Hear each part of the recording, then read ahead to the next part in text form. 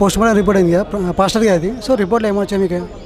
రిపోర్ట్లో వాస్తవాలను వాళ్ళు చెప్పకుండా క్రైస్తవ సమాజాన్ని కానీ మా యొక్క పాస్టర్లను కానీ మభ్యపెడుతున్నారు. ఇంకా రిపోర్టు 3 days తర్వాత ఇస్తాము అని ఏదో చెప్పారన్న సమాచారం ఉంది. ఎంతవరకు వాస్తవం అనేది వాస్తవాలను తెలియనిస్తలేరు. అది మాకు కానీ పాస్టర్లు కానీ ఎవరికి అది అర్థం కానిస్తలేరు. చనిపోయిన తర్వాత 3 రోజులు ఉంచడం ఏంది, తర్వాత పోస్ట్ మాస్టర్కి పంపడం ఏంది, పంపినాక కూడా రిజల్ట్ ఇవ్వలేక మళ్ళీ 3 రోజులు చెప్పడం ఏంది. అంటే క్రైస్తవులను మన దేశంలో వాళ్ళు ఎంత తగ్గి ఉంటే ఇంకా అంత ప్రభుత్వాలు కానీ చట్టాలు కానీ అధిగమించి వీళ్ళు ప్రజాస్వామ్యంలో మతోన్మాదుల మాట వింటూ న్యాయం చూపిస్తలేరు. మాకు న్యాయం జరగాలి, మా జస్టిస్ మనకు రాజ్యాంగంలో రాయబడినట్లు ప్రజాస్వామ్యంలో స్వేచ్ఛ ఉంది కదా, ఆ స్వేచ్ఛకు అనుగుణంగా పోతున్న క్రైస్తవుని ఇట్లా ఒక దొంగ వేషాలు వేసుకొని ఇట్లా చేయడము సమాజానికి ఎంతో హానికరమే. ఇది చట్టాలు కానీ ప్రభుత్వాలు కానీ చాలా చర్యలు తీసుకొని క్రైస్తవులకు కానీ ఫ్రీగా వెళ్ళే స్వేచ్ఛ లేకుండా చేస్తున్నారు. కనుక మాకు న్యాయం జరగాలి. అలాగే ఏంటంటే ఇంకో సోషల్ మీడియాలో వినిపిస్తే ఏంటంటే తర్వాత నెక్స్ట్ మీరు టార్గెట్ అన్నట్టుగా కూడా వార్తలు వస్తున్నాయి. సో దాన్ని మీరు ఏ విధంగా ఖండించగలరు? ప్రజాస్వామ్యంలో ఉన్న వ్యక్తులపైన క్రైస్తవులపైన ఒకరి తర్వాత ఒకరిని టార్గెట్ అని చెబుతూ వాళ్ళు ఓపెన్గా మాట్లాడుతున్నా మన ప్రభుత్వాలు ఏం చేయలేకపోతున్నాయి. ఇది మాకు అర్థం కాని ప్రశ్న. వాళ్ళు చంపి తర్వాత ఇట్లా చంపుతామని చంపి అలా అనుకున్నట్లు చంపుతూ మళ్ళీ తర్వాత వేరే వ్యక్తిని సపోర్ట్గా చేస్తూ వాళ్ళని కూడా చంపుతామన్న బెదిరింపులు వస్తుంటే కూడా చెప్తున్న వాళ్ళని కూడా వాళ్ళు ఓపెన్గా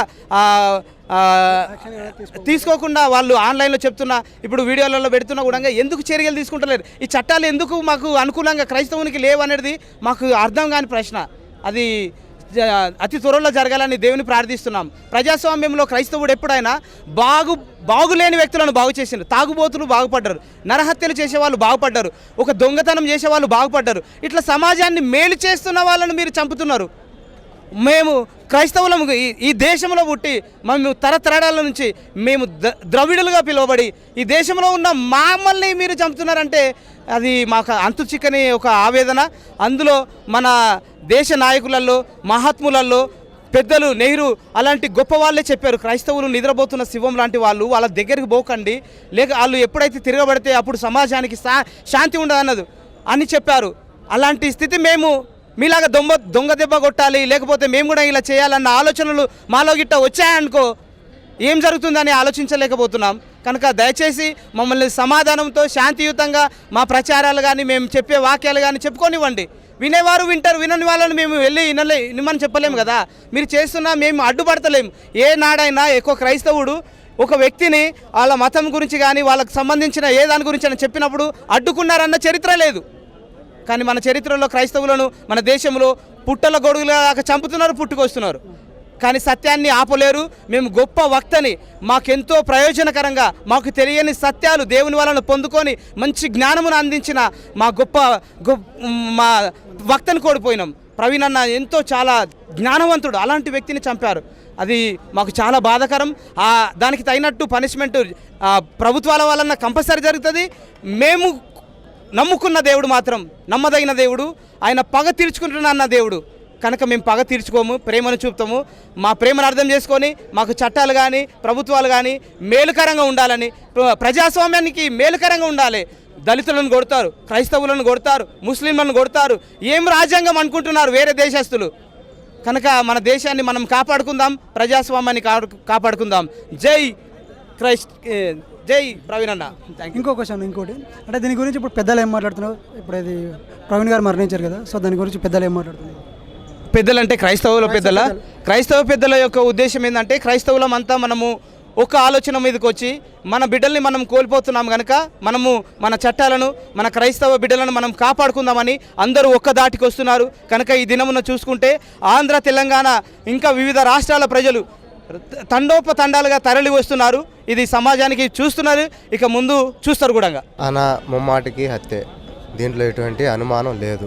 ఇప్పుడు పోలీసులు ఇన్వెస్టిగేషన్ చేయాల్సిన అవసరం కూడా ఏం లేదు, క్లియర్గా కనపడుతుంది. విషయం ఏంటంటే ఇప్పుడు ఇందాక నేను చెప్పాను ఏంటంటే మన యాక్సిడెంట్ జరిగిన తర్వాత బ్లడ్ వస్తుంది, రోడ్డు మీద చెక్కల మీద బ్లడ్ ఉంది, ఆయన పడింది కాలువలో, అక్కడ రావాలి బ్లడ్, ముందుగానే బ్లడ్ పడింది.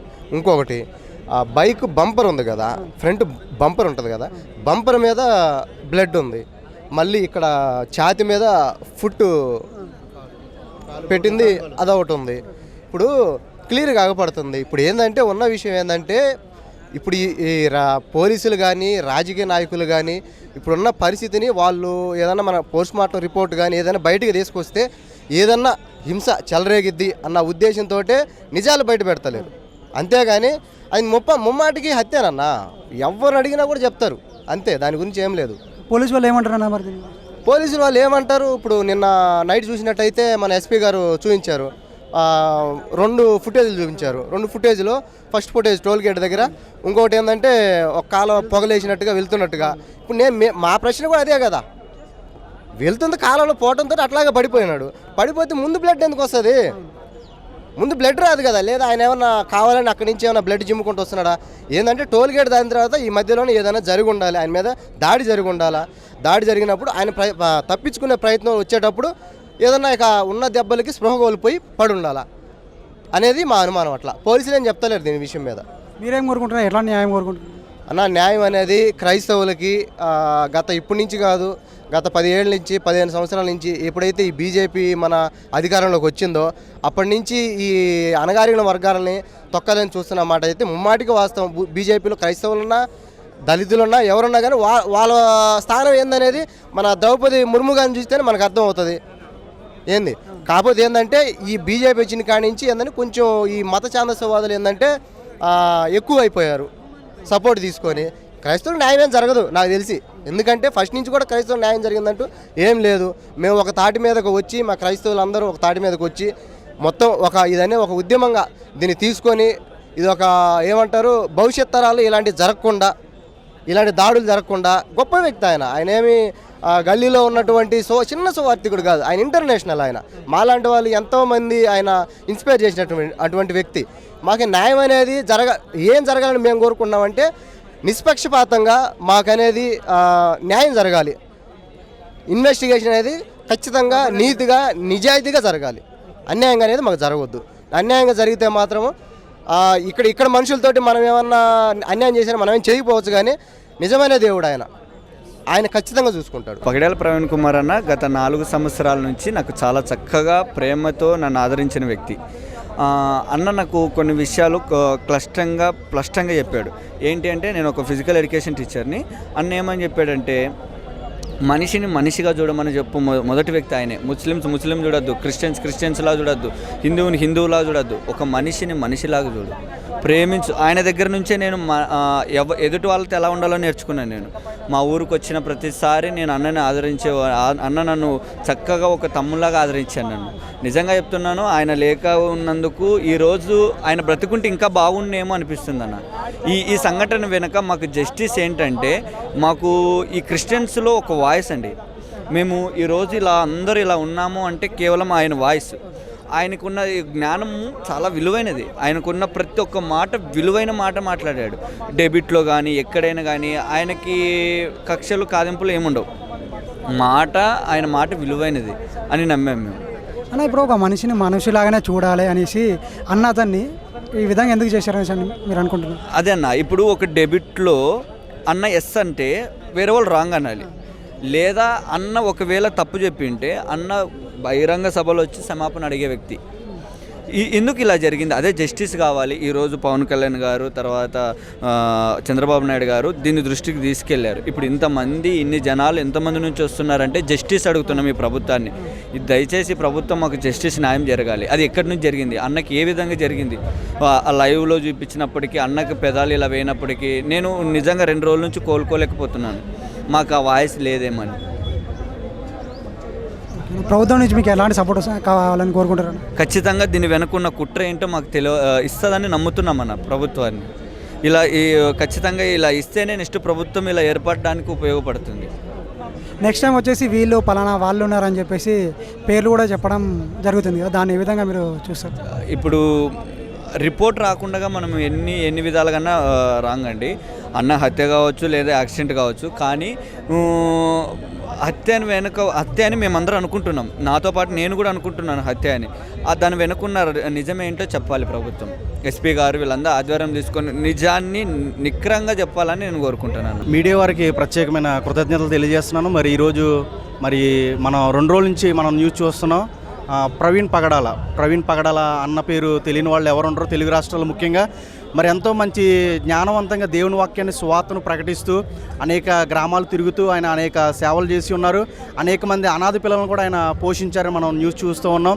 మరి అన్నతో నాకు ముఖపరిచయం లేకపోయినప్పటికీ మరి ఈ రోజున ఎంతమంది ముఖపరిచయాలు ఎవరికి తెలియదు, అన్నదమ్ములు రక్త సంబంధాలు కాకపోయినా దేవుని యొక్క ఆత్మీయమైన సంబంధం ద్వారా ఈ రోజున మరి ఇక్కడ రావడం జరిగిందని సికింద్రాబాదు, నేను ఇస్నాపూర్ ప్రాంతం నుంచి మరి ఇక్కడికి రావడం జరిగింది. మరి ఈరోజు అన్న మృతి చూస్తే చాలా అనుమానాస్పదమనే చెప్పాలి. అనుమానాస్పదంగా ఆయన అక్కడ ఆ బాడీ పడిపోవడం కానీ ఆ యొక్క మనం బండి మీద చూస్తాం బైక్ యాక్సిడెంట్గా ఇది చిత్రీకరించారు. మరి ఇది ఎలా జరిగిందో అయితే సమగ్ర ఇన్వెస్టిగేషన్ అయితే చేస్తున్నారు పోలీసు వారు కానీ, అటు గవర్నమెంట్ నుంచి కూడా మనకి ఈ రిపోర్ట్స్ అనేది రావాలి. వాళ్ళు 3 రోజుల తర్వాత ఇస్తామని చెప్పి ఉన్నారంట. మరి ఏదేమైనా కానీ మాకైతే న్యాయం కావాలి. క్రైస్తవుల పక్షంగా మీరు ఈ రోజున అనేక మంది ఈ 2 రాష్ట్రాల నుంచి మరి అనేక మంది జనప్రవాహంగా ఈ రోజున ఇక్కడ మనం రావడం చూస్తున్నాం. అలాగే రాజమండ్రిలో కానీ ఆ ప్రభుత్వ ఆసుపత్రి ఎదుట కానీ వాళ్ళు నిరసన వ్యక్తం చేశారు. ఇదైతే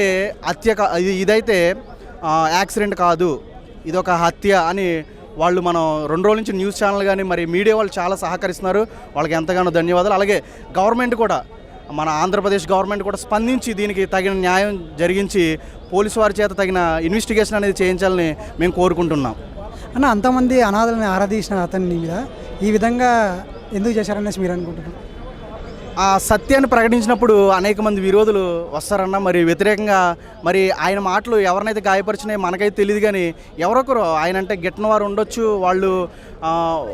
వాళ్ళే చేశారని మనం చెప్పలేం. కానీ ఇదైతే మరి పకడ్బందీగా ఒక ప్లాన్ ప్రకారం జరిగిందని మేము అనుకుంటున్నాం.